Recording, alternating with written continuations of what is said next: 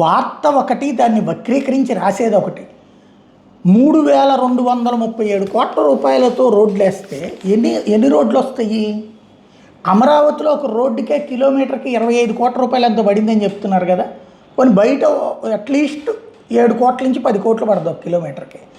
3237 కోట్లు అంటే ఏమొస్తాయి అని ఇందులో. ఇంకోటి, ఓ పక్కన గుంటలు పూడుస్తున్నారు. మనవాడు అధికారంలో ఉన్నాడు కాబట్టి ఇప్పుడు 3237 కోట్లకే ప్రాజెక్ట్ రై అన్నమాట. కాకపోతే ఒక్కటి నిజం మాత్రం ఏంటంటే, నిజంగానే మాట్లాడుకోవాలి, అనేక చోట్ల గుంటలు పూడుస్తున్నారు, చిన్న చిన్న రోడ్లు వేస్తున్నారు.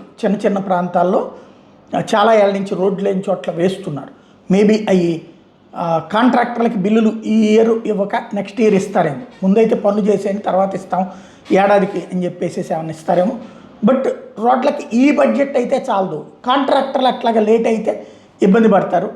తర్వాత ఎప్పటికైనా సరే ఎలక్షన్స్ లోపు వాళ్ళందరికీ తీర్చేయడం బెటర్ అనమాట.